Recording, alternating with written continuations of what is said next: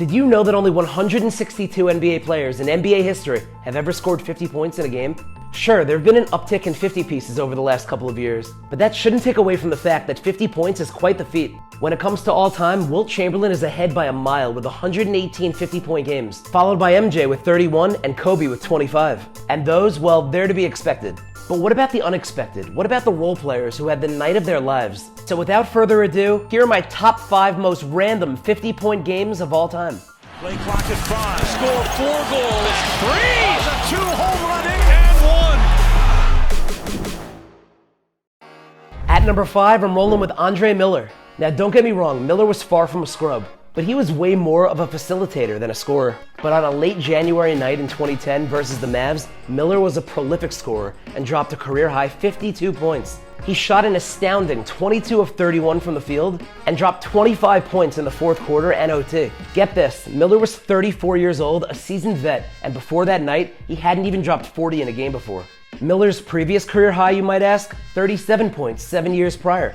But yeah, nobody could have predicted Andre dropping 52 that night. That old man game, remember, like just moving slower than a slug, but crafty as hell.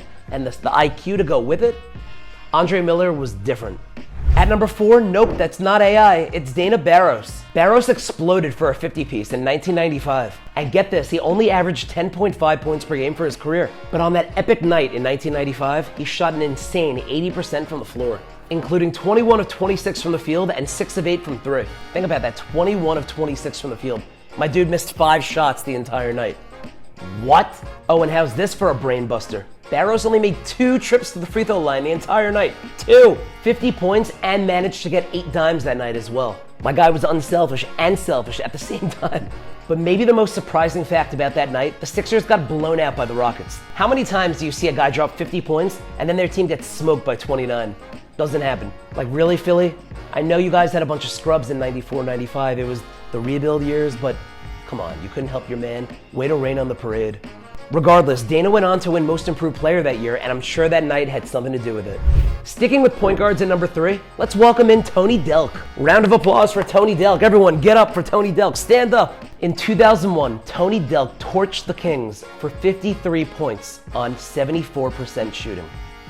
The man did it all by making 0 threes. He also had 0 assists too, but who's counting? Not too shabby though for averaging only 9 points per game for his entire career. Delk was on one because just a week prior he dropped a career high 26 points. Then he ends up more than doubling that just a week later. Are you shitting me? Tony Delk? He shot a sizzling 20 of 27 from the field and completely melted white chocolate all night.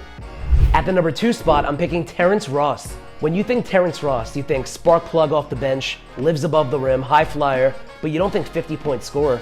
Well, think again, because Ross went crazy in 2014 in a game versus the Clippers. Ross put together an impressive 51-point performance. He actually only averaged 9.3 points per game that season coming into that game, and his career high was previously 26. So yeah, my guy T. Ross did damage. He actually tied Vince Carter's Raptors record for most points in a single game. T. Ross shot 16 of 29 from the field, including 10 made threes, and he also grabbed 9 boards in the process. I remember that game like it was yesterday. I was watching that game on League Pass randomly in 2014 because I was bored and I lived at home in my twin-sized bed. I watched the whole game. I seen the whole game. I was at home watching the game, man. Anyway, T. Ross going off. Pleasure to watch you, T. And at number 1, I got Corey Brewer. This is hands down the most random of all time. In 2014, Brewer went berserk and dropped 51 points on 19 of 30 from the field on one random night. Now, that Wolves team was pretty trash, but their best players, Kevin Love and Nikola Pekovic, were out that night. So someone had to score. But nobody in their right mind ever thought Corey Brewer was capable of this. No disrespect, Corey, but like, you weren't a prolific scorer. Like, that's a fact. As a matter of fact, before that night, Corey Brewer never scored 30 points in a game, and he never did ever again. I mean, this was so unlikely, such an anomaly. He should have played the lotto that night. Probably would have won $51 million. Take this in, he averaged 8.7 points per game for his entire career, which made that night even more special, and he even managed to grab 6 steals that night. And somehow the Wolves, without Pekovic, without Kevin Love, and without any hope, beat the Rockets and James Harden, who, might I add, almost had a quadruple-double that night.